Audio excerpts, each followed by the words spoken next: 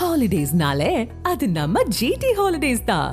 GT Holidays, South India's #1 travel brand. You know you are special when you're with GT Holidays. Vajpayee கிட்ட ஆமா right man in wrong பார்ட்டின்னு கலைஞரே சொல்லிட்டாரு. என்ன வாஜ்பாய் கிட்ட பிடிச்சு நீங்க அவருடைய யதார்த்தமான அரசியல், அவர் ஒரு யதார்த்தமான அரசியல்வாதி, ஒரு அழகான பேச்சாளர், மிக நல்ல கவிஞர். இந்த கவிதை உணர்வு தான் வாஜ்பாயும் என்னையும் கனெக்ட் பண்ணது. வாஜ்பாய் மோடிக்கே வித்தியாசம் இருக்கு. நீங்க மோடியும் அதே சமத்தட்டுல வாஜ்பாய் மாதிரியே பார்க்க முடியுமா? இல்ல, நிச்சயமா பார்க்க முடியும். மோடிஜியை புரிந்து கொண்டவர்களால் மட்டும். முதல் முறையாக என்ன போல ஒரு சாதாரண ரூரல்ல இருக்கக்கூடிய நான் இன்று அரசியல்வாதியா நான் உருமாறி வந்திருக்கேன். இந்த உயரமா திராவிட இயக்கம் கொடுத்திருக்கு. இருங்க இல்ல யார் சொன்னது? எங்களுக்கும் பெரியாருக்கும் சம்பந்தமே இல்லை. இதையும் நான் உங்களுக்கு சொல்றேன். பெரியார் மிதிக்காத ஒரு மண்ணுனா அது நீலகிரி மண்ணாதான் இருந்தது. எங்களுக்கு தேவையும் கிடையாது, அவர் வரவும் இல்லை. எந்த திராவிட கொள்கைகளும் நீலகிரி. மோடிக்கும் படுகரின மக்களுக்கும் என்ன சம்பந்தம்? நீங்க என்னுடைய கடவுளை கும்பிட வேண்டாம் நீங்க தடுக்கல, ஆனா பக்கத்துல கடவுளை நீங்க இழிவுபடுத்துறீங்க, அந்த கடவுளை விமர்சிக்கிறீங்க. அது மறைமுகமா நிச்சயமா என்ன விமர்சிச்சு அங்க என்ன இழிநிலைகள் இருக்கோ அதை எடுத்து ஹைலைட் பண்றாங்க. அது இழிநிலை சொல்றதுக்கு நீங்க யாருங்க நான் கேக்குறேன். எனக்கு தெரிஞ்ச ஒரு 15 வருஷத்துக்கு முன்னாடி பிஜேபி வடநாட்டு கட்சி மேடம். சரிங்க, வடநாட்டு கட்சி. வடநாட்டுல இருந்த மகாத்மா காந்தி தாங்க உங்களுக்கும் எனக்கும் தேசப்பிதா. எங்க அவரை வடநாட்டவர்னு நீங்க ஒதுக்குங்க பாக்கலாம். உங்களால மகாத்மா காந்தியை வடநாட்டவர்னு ஒதுக்க முடியுமா? அவர் உங்களுக்கும் சேர்த்துதானே சுதந்திரத்திற்காக போராடி இருக்கிறாரு. அவர் என்ன அவர் வடநாட்டுக்கு மட்டுமா போராடினாரு? எப்படி ஒதுக்குங்க சொல்லுங்க. நேருஜியை ஒதுக்குங்க பாக்கலாம். என்ன டெவலப்மெண்ட் ஆயிருச்சு? பிஜேபி 10 வருஷம் ஆட்சி, இப்ப 11வது வருஷத்தை நோக்கி போயிட்டு இருக்குது. என்ன டெவலப்மெண்ட், என்ன வளர்ந்திருக்கு? மோடி ஆட்சியால் இந்தியா என்ன வளர்ந்திருக்கு? தாய்மார்கள் நிம்மதியா கழிப்பிடம் போறாங்க. எங்களுக்கு அதுக்கு முன்னாடி போக முடியல. விடியறதுக்கு முன்னாடி போயிட்டு இருந்தோம், இல்ல இருட்டுனதுக்கு அப்புறம் போயிட்டு இருந்தோம். வரும்போது போக முடியல. எப்ப போகணுமோ அப்பதான் வரணும். இந்த மாதிரியான ஒரு பிரஷர்ல இருந்தோம் நாங்க தாய்மார்கள். உங்க திராவிட ஆட்சி வருஷம் எத்தனை? 50. நீங்க கொடுத்தீங்களா இது வரைக்கும் ஒரு டாய்லெட்? யோசிச்சீங்களா அந்த மாதிரி கொடுக்கணும்னு கூட யோசிச்சீங்களா? இதுதான் பரிணாம வளர்ச்சியா? அவர் இல்லாட்டினாலும் அது நடந்திருக்குமா? தனது தாயை போல மற்ற தாய்மார்கள் இருக்கக்கூடாதுன்னு தாயன் போட ஒவ்வொரு திட்டத்தை கொண்டு வருகிற தலைவரா? இங்க இவ்வளோ மழை தண்ணி ஓடிக்கிட்டு இருக்கு, இங்க போய் நாங்க அவருக்கு பேனா வைக்கிறோம் பென்சில் வைக்கிறோம் சொல்லிட்டு இருந்தா தலைவரா? தமிழ்நாட்டை பொறுத்தவரையில் பிஜேபி அந்நியப்பட்டு இருப்பதாக தான் எல்லாருமே சொல்றாங்க. ஆனால் அண்ணாமலை வந்ததுக்கு பிறகாக ஒரு பெரும் உயரம் வளர்ந்து விட்டதா? ஏதோ 2 அடியில் இருந்தது ஏதோ இன்னைக்கு 8 அடி வந்ததாக 10 அடி வந்ததாக நீங்க சொல்லிக்கிறீங்களே, அந்த அளவுக்கு ஒன்றும் வெற்றி வாய்ப்புகள் இல்லாத ஒரு நிலையில தானே பிஜேபி. அண்ணாமலை போன்ற இளைஞர்களாலும் அவர் புரிய வச்சுட்டு இருக்கிறார். அதாவது பாரதிய ஜனதா கட்சியை தமிழகத்துல அவருடைய மொழியில அவருடைய பாணியில அதை புரிய வச்சுட்டு இருக்கிறார். இந்த கட்சி வந்தா என்ன வரும், இந்த புரிதலின் அடிப்படையில நம்ம பெற்ற வாக்கு சதவீதம் தான் இது. அண்ணாமலை ஒரு மாற்றத்திற்கான அரசியல் எதிர்பார்க்கிறவர். ஒரு மாற்றம் இந்த திராவிட கட்சிகள்ல இருந்து மாற்றத்திற்கான ஆன்மீகத்தோடு பயணிக்கக்கூடிய உண்மையான ஒரு அரசியல் மாற்றம் வரணுங்கிற ஒரு தலைவர். அவர் ஜெயிப்பதற்காக திருப்பி இவங்க பண்ணதையே அவர் பண்ணுனா அவங்களுக்கும் இவருக்கும் என்னங்க வித்தியாசம் இருக்க போகுது? ஆதம் தமிழர்களுக்கு வணக்கம். பல்வேறு துறைகளில் ஆக சிறந்த ஆளுமைகளை சந்தித்து நாம் நேர்காணல் எடுத்து வருகிறோம். அந்த வகையில் நம்மோடு இணைந்திருக்கிறார் பாரதிய ஜனதா கட்சியின் மாநில செயற்குழு உறுப்பினர் திருமிகு சபிதா போஜன் அவர்கள். அவரிடம் கேட்பதற்கு நிறைய இருக்குன்னு வாருங்கள், அவரிடமே கேட்போம். வணக்கம் சபிதா மேடம். வணக்கம். எப்படி இருக்கீங்க? நல்லா இருக்கேன். உங்களோடு நான் ஒரு பேட்டி எடுக்கணும்னு ரொம்ப நாட்களாகவே கேட்டுக்கிட்டே இருந்தேன். நீலகிரி பகுதியை சார்ந்தவர், படுகரின சமுதாய மக்களிடையே இருந்து ஒரு பெண் அரசியல்வாதி. நான் உங்களை பற்றி கேட்கும்போது அதுவும் பிஜேபியில் இருக்கீங்க, அதிமுக திமுக எல்லாம் ஏன் மேடம் பிடிக்கல உங்களுக்கு, ஏன் பிஜேபிக்கு வந்தீங்கன்றதெல்லாம் சிலது கேட்டிருக்கேன். அதை நேயர்களுக்கு கொடுக்கணும் அப்படின்னு நினைச்சேன். கொஞ்சம் வித்தியாசமா ஒரு பார்வையை சொன்னீங்க சில விஷயங்கள். அது படுகர் சமூக மக்கள்ல இருந்து பெண் ஆளுமையா வர்றது, பெண்கள் அரசியலுக்கு வர்றதுன்றது அங்க அந்த மக்களை பற்றி நான் அங்க களத்துக்கு பார்த்திருக்கேன். பெண்கள் வீட்டை விட்டு வெளியே வர்றதே அதிகமா கொஞ்சம் விரும்பாத ஒரு கூட்டத்துக்குள்ளார இருந்து நீங்க வந்திருக்கிறது பெரிய விஷயம். அதுக்காகவே வாழ்த்துக்கள். அது மட்டும் இல்லாமல் இப்போ மத்திய அரசின் ஒரு ஹவுசிங் போர்டு டெவலப்மெண்ட் ஒரு வாரியத்தில் கூட நீங்கள் தலைவியாக இருந்தீங்கல்ல, இயக்குனரா இப்பவும் அதை நீங்கள் பணியாற்றி கொண்டிருக்கீர்கள். ரைட், உங்களை பற்றி நிறைய பேசணும். யார் இந்த சபிதா போஜன், நீங்கள் எப்படி அரசியலுக்கு வந்தீங்க, அது பிஜேபியை ஏன் தேர்ந்தெடுத்தீங்க? உங்களை பத்தி சொல்லுங்க. என் பேர் சபிதா போஜன், அப்பா பேர் வந்து போஜன், அம்மா பேர் சாந்தகுமாரி. இவங்க 2 பேருமே நீலகிரியே ஒரு ரூரல் வில்லேஜை சேர்ந்தவங்க தான். அவங்களுடைய 4 பெண் குழந்தைகளில் மூத்த பெண் நான் திருமணம் முடித்ததும் நீலகிரி பகுதியில் இருக்கக்கூடிய சிவா என்னுடைய கணவர். அவர் வந்து ஆந்த்ரோபாலஜியில் எம்ஃபில் அண்ட் பிஹெச்டி பண்ணியிருக்கிறாரு. அவருடைய எங்களுடைய திருமணத்திற்கு பிறகு எங்களுக்கு ஒரு குழந்தை, அவனுக்கு இப்போது விக்னேஸ்வரன் சொல்லி, அவன் இப்போது ஆல்மோஸ்ட் டிகிரி கம்ப்ளீட் பண்ணிட்டு ஒரு ஆண்டர்பிரனராக இருக்கான். இதுதான் என்னோட ஃபேமிலியோட. Right right. படுகரின மக்கள் கொடுத்து நான் வந்து களத்திலே அங்கேயே எடுத்திருந்தேன். அப்போ கூட நீங்கள் அதை கேட்டு இதில் இந்த வரலாறு இப்படி சொல்லியிருந்தாங்க, இதை இப்படி மாற்றி சொல்லியிருக்கணும், அதை பற்றியான புரிதல் உள்ளவராகவும், அதே போல எங்களுடைய இன மக்களை பற்றி ஒரு வரலாறு உண்மையா சொல்லுங்க அப்படின்ற மாதிரி நீங்க பதிவு சொல்லிருங்க. அதே போல நீங்க ஒரு எழுத்தாளரும் கூட. நீலமலை பூக்காரின்னு ஒரு புத்தகம் நீலகிரியை பற்றி அந்த மண் சார்ந்த கவிதைகள் எழுதியிருக்கீங்க. ரைட். அதையுமே நான் வந்து நீங்க சொல்லும் போது நான் கேட்டிருக்கேன். உங்களுடைய அடையாளம்னா என்ன? படுகரின மக்களுடைய அடையாளம்னா என்ன மேடம்? நீலகிரி கர்நாடகாவில இருந்து குடிபெயர்ந்தவங்கன்ற மாதிரி தான் ஒரு பார்வையை சொல்லிட்டே இருக்காங்க திரும்ப திரும்ப. அந்த அது என்னன்னா அரசியலுடைய சூழ்ச்சிகள்ல இன்னும் இது ஒரு பொதுவான பேட்டியில வந்து இது ஒரு சில வார்த்தைகளை பயன்படுத்துவது தவறாக இருந்தாலுமே கூட அதை நான் சொல்லி ஆகணும். அதாவது இப்போ தமிழகத்தில் இருக்கக்கூடிய இது திராவிட அரசியல், நான் பொதுவாக நான் அதை சொல்றேன். அதனோட சூழ்ச்சியில அடிப்பட்ட கம்யூனிட்டியில ஒரு கம்யூனிட்டினா பிரதானமா படுகரினம் தான். ஏன்னா மலையை பொறுத்த திமுக கூட நிறைய வெற்றி பெற்றிருக்கு களத்துல. திமுகவும் வெற்றி பெற்றிருக்கிறது, அதிமுகவும் வெற்றி பெற்றிருக்கிறது. பிரதானமா காங்கிரஸ் தான் அங்க வின் பண்ணிட்டு இருக்கிற ஒரு இது. ஏன்னா அந்த நேஷனல் பாலிடிக்ஸ்ல எப்பொழுதுமே படுகாசுக்கு வந்து ஒரு இன்ட்ரெஸ்ட் இருக்கு. அலையன்ஸ் வரும்போது தான் அங்க வந்து டிஎம்கே வின் பண்ணாலுமே ஏடிஎம்கே வின் பண்ணாலுமே தவிர அந்த நேஷனல் பாலிடிக்ஸ் மேல எப்பொழுதுமே படுகாசுக்கு வந்து ஒரு நல்ல ஒரு பிரத்யேகமான ஒரு நல்ல பார்வை இருக்கிறது. எனக்கு என்னன்னா இந்த கம்யூனிட்டி பொதுவாக நீங்கள் ட்ரைபல்ஸ்ன்னு எடுத்துக்கிட்டா ட்ரைபலுடைய எந்த ஒரு லேண்டையும் விற்க முடியாது, அடுத்தவங்களுக்கு விற்க முடியாது. அந்த லேண்டை ட்ரைபல்ஸுக்கு தான் விற்கலாம், அதை பயன்படுத்த மட்டும் தான் நாம தான் பயன்படுத்த முடியும். இப்போ இந்த நீலகிரி மலை உலகத்திலேயே ஒரு நல்ல வாழ்விடம், மனிதர்கள் வாழ்வதற்கான ஏதுவான ஒரு வெதர் இருக்கு, நல்ல வளமான செழுமையான உலகத்திலேயே ஒரு நல்ல அமைவிடம் சொன்னா அது நீலகிரி. இன்னொன்னு சொன்னீங்க நீங்க, உலக தேசத்தின் ஒட்டுமொத்த தேசத்தின் காற்றுப்பை நுரையீரல் வந்து நீலகிரி. அது எப்படி நுரையீரல் நீலகிரி? சுவாசப்பை. ஏன்னா மேற்கு தொடர்ச்சி மலையில அடர்ந்த காடுகள் இருக்கக்கூடிய அந்த தொடர்பு எங்க இருக்குன்னா நீலகிரியில தான் இருக்கு. அதுதான் நுரையீரலா? ஆமா, அது வந்து உலக தேசத்தின் நுரையீரலே நீலகிரியா? இந்தியாவினுடைய நுரையீரல் தேசத்தினுடைய ஒரு சுவாசத்துல இது முக்கியமான பங்களிக்கிறது. ஆனா நம்மளுடைய தேசத்தை பொறுத்த மட்டும் அதிகமான ஆக்சிஜன் வந்து இருக்கக்கூடிய ஒரே பகுதி, ப்ரொடியூஸ் பண்ணக்கூடிய ஒரே பகுதி வந்து நீலகிரி தான். இவ்வளவு அழகான ஒரு மலையில இருக்கக்கூடிய பகுதிகள் எல்லாமே அங்க இருக்கக்கூடிய ட்ரைபல்ஸ் கிட்ட தான் இருந்தது. அந்த மண் எல்லாமே இருந்தது. இதுல இருந்தே உங்களுக்கு தெரியும் அது எவ்வளவு ஒரு ரிச்சான லேண்டுன்னு உங்களுக்கு தெரியும். அப்போ எல்லாமே ட்ரைபல்ஸ் கிட்ட, நாங்க ட்ரைபலா இருக்கும்போது அதோட மெஜாரிட்டி கம்யூனிட்டி படுகா ட்ரைபல்ஸ் கிட்ட தான் இருந்தது. இப்போ அந்த பகுதியை வாங்கவோ விற்கவோ முடியாது.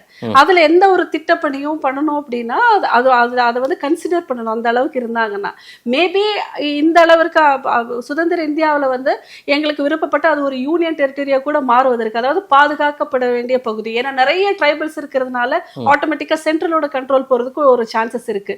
இந்த மண்ணை வாங்கவும் விற்கவும் முடியாது, ஒரு மலைப்பகுதியில ஒரு நல்ல லேண்டை வாங்க முடியாதுங்கிறது நிறைய பேருக்கு ஒரு உறுத்தலா இருந்திருக்கும். ஸோ இந்த மாதிரியான காரணங்களுக்காக நிறைய லேண்ட் வந்து படுகாசு கிட்டே இருந்ததுனால அதை வந்து ஓபிசியில மாத்தி விட்டுட்டா, அந்த ட்ரைபல்ங்கிற கேட்டகரி எடுத்து விட்டுட்டா அங்க எந்த பணி செய்வதற்கும் தடை கிடையாது, லேண்ட் வாங்குறதுக்கும் தடை கிடையாது. இந்த ஒரு காரணங்களுக்காக ஒரு சூழ்ச்சிக்கு உள்ளான கம்யூனிட்டினா படுகா கம்யூனிட்டி. ஷெட்யூல்ட் ட்ரைப்ஸ்ல நீங்க கிடையாது? நாங்க கிடையாது. நீங்க வந்து ட்ரைபல்ஸ்ல தான் இருந்தோம். ஓகே, இருந்தீங்க. ஆனா இப்போ நாங்க ஷெட்யூல் ட்ரைபல்ஸ்ல கிடையாது. அதாவது எஸ்டி கோரிக்கை, படுகரின மக்கள் எஸ்டி கோரிக்கையை நீண்ட காலமா வச்சிட்டு இருக்கீங்க. ஆனால் நீங்க ஓபிசில தான் இருக்கீங்க. ஓபிசில தான் இருக்கிறோம். இல்ல நாங்க அகைன் எங்களோட லேண்ட் எல்லாத்தையும் நாங்க இல்ல நீங்க மலைவாழ் மக்கள்னே அடையாளப்படுத்திக்கணும்ன்றீங்களா? ஆமாங்க, அது பெருமைங்கறேன் நான். மலைவாழ் மக்களாக இருப்பதும் பூர்வக்குடி மக்களாக இருப்பதும் பழங்குடி மக்களாக இருப்பதும் எங்களுடைய பெருமை. அதற்கான அடையாளம் எங்களுக்கு வேணும். ஏன்னா எங்களுடைய கல்ச்சர் இந்த உலகத்துல வேற எங்கேயுமே இல்லை. அதுல நாங்க பெருமைப்பட்டுக்கிறோம். எந்த வகையிலுமே எந்த ஒரு தாழ்வு மனப்பான்மை எங்களுக்கு கிடையாது. நாங்க ரொம்ப பெருந்தன்மையோட சொல்லிக்க விருப்பப்படுறோம். நாங்க படுகாசங்கிறத நாங்க பெருந்தன்மையோட சொல்லிக்கிறோம். ஏன்னா கல்ச்சர்ல நீங்க எப்படி ஒரு 100 லிஸ்ட் போட்டாலுமே கூட மத்த அத்தனை கல்ச்சரை விடுமே தி பெஸ்டா படுகாதான் இருக்கான். நீங்க ஒருத்தரை மரியாதைப்படுத்துவதில் இருக்கட்டும், விசாலமான அறிவுல இருக்கட்டும், படிப்பறிவுல இருக்கட்டும், நீங்க ஒரு திருவிழாவா இருக்கட்டும், ஒரு குடும்ப அமைப்புல இருக்கட்டும், அதே மாதிரி புவியியல் அமைப்புல இருக்கட்டும், சகோதரத்துவத்துல இருக்கட்டும், திருமண பந்தத்துல இருக்கட்டும், நோய்வாய்ப்பட்டது மருத்துவம், நீங்க எதை எடுத்துக்கிட்டாலும் எங்களுடைய படுகாசு நான் முதல் நம்பர் 1 பிளேஸ் வந்து நான் கொடுப்பேன். ஏன்னா அனுபவித்து இந்த இந்தியா முழுமையும் சுற்றுப்பயணம் செய்திருக்கு, இந்த உலகத்திலயும் 5-6 நாடுகளுக்கு சுற்றுப்பயணம் செய்திருக்கு. என்னோட அப்சர்வேஷன்ல நான் பார்த்து நான் பழகி என்னோட ஒரு பிரதானமான ஒரு திங்கிங் என்னன்னா, நாம அனுபவித்து தெரிஞ்சுக்கிறத விட அனுபவத்தவர்களிடமிருந்து அந்த அனுபவத்தை எடுத்துக்கிறதுல எனக்கு என்னைக்குமே ஆர்வம் இருக்கு. அவருக்கு ஒரு 60 வயசுன்னா அந்த 60 வயசும் நமக்குள்ள போய் அது கூட நம்மளுடைய ஏஜ் கூடும்போது ஒரு 100 வயதானவர்களுடைய மெச்சூரிட்டி நமக்கு வரும். அந்த மாதிரி மற்ற அத்தனை பேருடைய அனுபவங்கள், அவர்கள் சென்றது, அவர்கள் பார்த்தது, அவர்கள் வியந்ததுன்னு எல்லாத்தையும் எடுத்து போட்டாலுமே அதுல படுகாதான் முன்னாடி நிக்கிறார். படுகர் இன மக்களுடைய உரிமையை பெற்றுத்தரணும், எங்களுடைய அடையாளத்தை உலகம்புறம் கொண்டு போய் சேர்க்கணுன்றதுக்காக தான் நீங்க இந்த அதிகார பயணத்துக்கும் வரணும்னு ஆசைப்படுறீங்க. அந்த பயணத்துல இருந்துட்டு இருக்கீங்க. வாஜ்பாயை பிடிச்சுதான் நான் பிஜேபியில சேர்ந்தேன்னு நீங்க சொன்னீங்க. இன்னைக்கு மோடி அந்த அளவுக்கு சிலாகிது சொன்னீங்க. அண்ணாமலையும் நிறைய இடங்கள்ல நீங்க சொன்னதை நான் கேட்கணும்னு நான் தனித்தனியாவே கேட்கிறேன். வாஜ்பாய் கிட்ட ஆமா ரைட் மேன் இன் ராங் பார்ட்டின்னு கலைஞரே சொல்லிட்டாரு. என்ன வாஜ்பாய் கிட்ட பிடிச்சு நீங்க பிஜேபி? யதார்த்தமான அரசியல், அவர் ஒரு யதார்த்தமான அரசியல்வாதி, ஒரு அழகான பேச்சாளர், மிக நல்ல கவிஞர். இந்த கவிதை உணர்வு தான் வாஜ்பாயும் என்னையும் கனெக்ட் பண்ணது. அவர் வந்து நீங்க பாத்தீங்கன்னா பாராளுமன்றத்துல என்ன சொன்னாலும் ஒரு கொட்டேஷனோட தான் சொல்லுவார். அவருடைய கொட்டேஷன் எல்லாமே எனக்கு அவ்வளோ, நான் அந்த சமயத்துல ஹிந்தி எனக்கு நிறைய புரியாது, இப்ப இருக்கிற அளவுக்கு கூட அந்த புரிதல் அப்போ கிடையாது. ஆனா நான் வருத்தப்பட்டது அவருடைய கொட்டேஷன்ஸை ஆஸ் இட் இஸ் புரிஞ்சுக்க முடியல. அது என்னங்கிற ஒரு டிரான்ஸ்லேஷனோட தான் புரிஞ்சுக்க முடிஞ்சது. ஆனா அவருடைய முகபாவங்கள், அவர் சொன்னதை, அவர் சொல்லும் போது மற்றவர்கள் வியப்பது, எப்பவுமே அப்ப நிறைய சேனல்ஸ் எல்லாம் கிடையாது, ஒரு குறிப்பிட்ட சேனல்ஸ் தான். அப்போ இந்த பாராளுமன்றத்துடைய நிகழ்வுகள் எல்லாம் வரும்பொழுது அவருடைய பேச்சு மேல என்னமோ எனக்கு ஒரு ஈர்ப்பு, அந்த கவிதைகள் மேல மிகவும் ஈர்ப்பு. அந்த கவிதைக்காக அவருக்கு ஹிந்தி தெரியும்னா எல்லாருக்கும் தெரிஞ்ச அளவுக்கு தெரியாது, இப்ப புரிதல், நல்ல புரிதல் இருக்கு, கம்யூனிகேட் அன்னைக்கு எனக்கு தெரியாது. அப்புறம் எப்படி வாஜ்பாய் பேசுறது? அவருடைய பேசினது எல்லாத்தையுமே டிரான்ஸ்லேஷன் பார்க்கும்போது எவ்வளவு உயர்வான வார்த்தைகளை பயன்படுத்திக்கிறாருன்னு முதல்ல அப்சர்வ் பண்றேன். அப்புறம் ஹிந்தியோட அவர் பேசும்போது அவருடைய முக பாவனை, அவருடைய தோற்றம், அதுக்கு மற்றவங்களுடைய ரியாக்ஷன் எல்லாத்தையும் பாக்குறேன். அப்புறம் மெதுவா இந்த மொழியை வந்து புரிந்து கொள்ள ஆரம்பிக்கிறேன். புரிஞ்சதுக்கு அப்புறம் அதை பார்க்கும் பொழுது அந்த உணர்வு பூர்வமா அதை எடுத்துக்கிறேன். ஒரு யதார்த்தமான அரசியல்வாதி. அப்பொழுது அவர் எடுத்துட்டு வந்த திட்டங்கள், குறிப்பாக இந்த சாலை, நீங்க அதுக்கு முன்னாடி வந்து ஒரு ஹைவே எந்த மாதிரி இருந்தது, அவருடைய பீரியடுக்கு அப்புறம் வந்து ஒரு ஹைவே எப்படி இருந்தது. ஆமா, இவர் எல்லாருமே இந்த கனெக்டிவிட்டி எல்லாருமே பொதுவாக நேசிக்கக்கூடிய ஒரு தலைவரா எனக்கு தெரிந்து என்னுடைய வயதுல ஒரு பிரதமரை அப்சர்வ் பண்ற அளவுக்கு ஒரு பிரதமரா இருந்தவர் அவர் தான்றத நான் வந்து மானசீகமா நீங்க எல்லாருமே ஒத்துக்கணும். ஏன்னா இந்தியா முழுக்க பேசப்பட்ட, தெரிந்த, எல்லோருக்குமே பிடித்த, இப்ப பாருங்க எதிர்கட்சிக்கும் பிடிக்கிற ஒரு தலைவர். நீங்க சொன்ன மாதிரி கருணாநிதி இப்படி சொல்லியிருக்கிறாருன்னா ஒரு தலைவராக அவரை மிகவும் பிடிக்கும், ஒரு எதிர்கட்சியாளராக தான் அவரை எதிர்க்கணும்ன்ற ஒரு நிலைமையில தான் எல்லாருமே இருந்தாங்க. எல்லாருக்குமே ஒரு பிடித்த தலைவரா, ஒரு ஈர்க்கப்பட்ட தலைவரா வாஜ்பாய் அவர்கள் இருக்கிறாரு. அப்பொழுது நான் அதை பாக்குறேன், இப்படி ஒரு யதார்த்த அரசியல்வாதி இருக்கும். அப்போ எனக்கு 20s இருக்கும், 28, 26, 7, 8 அந்த மாதிரி ஒரு ஏஜ் குரூப்ல தான் இருந்தேன். அப்போ அப்பதான் நமக்கு ஒரு சொசைட்டியோட இந்த அரசியலோட ஒரு புரிதல் தொடங்கின ஏஜ். அப்போ இவரை வாஜ்பாய் ரொம்ப பிடிக்க ஆரம்பிச்சதுக்கு அப்புறம் அவர் யாருங்கிறத பார்க்க ஆரம்பிச்சு. அப்பதான் ஒரு பிரம்மச்சாரி, அவர் திருமணமாகாதவர், ஒரு அமைப்பில இருந்து தேசத்திற்காகவே தன்னை தாம் ஈடுபடுத்தி கொண்டவர். அவருக்கு பின்னாடி எந்த ஒரு குடும்ப அரசியலும் கிடையாது, எந்த ஒரு அஜெண்டாவும் கிடையாது, தேசத்தினுடைய வளர்ச்சியை வந்து பிரதானமா வச்சு வந்திருக்காங்க. இந்த டீடைல்ஸ் எல்லாமே எனக்கு அப்பதான் தெரிய ஆரம்பிக்குது. அப்ப இந்த பாரதிய ஜனதா கட்சியை வந்து அப்ப கவனிக்க ஆரம்பிக்கிறேன். ஏன் அந்த காலத்திலேயே அம்மையார் ஜெயலலிதா நீங்க கேட்ட அந்த கொட்டேஷன், வசீகரம் பேசுறதுல அதெல்லாம் அம்மையார் ஜெயலலிதாவுக்கு சூப்பரா வரும். அது உங்க பகுதிக்கு வருவாங்களே, கொடநாட்டுக்கு வருவாங்கல்ல அம்மா, அப்படின்னா அவங்கள பிடிச்சிருக்கணும்ல உங்களுக்கு? நிச்சயமாக, மாற்றுக்கிறது கண்டிப்பா கிடையாது. ஒரு பெண் ஆளுமையா வியந்தது ஜெயலலிதா அவர்களை தான். அவர்களுடைய பேச்சு, அந்த தோரணை, அவர்களுடைய முடிவு, அவர்களுடைய அதிகாரம், அவருடைய அந்த ஆளுமை, இதெல்லாமே அவரை பிடிக்கலன்னு சொல்ல முடியாது. அது எல்லாமே இவரோட என்ன ரொம்ப ஈர்த்தது. ஆனா அங்க பயணிக்கணும்னு எனக்கு தோணலை. காரணம் என்னன்னா, கொள்கைகளை வச்சு அது யதார்த்த ஒரு அரசியல்வாதிக்கும் இவர் ஒரு வித்தியாசமான அரசியல்வாதி. வாஜ்பாய் அவர்கள் ஒரு யதார்த்த அரசியல்வாதி.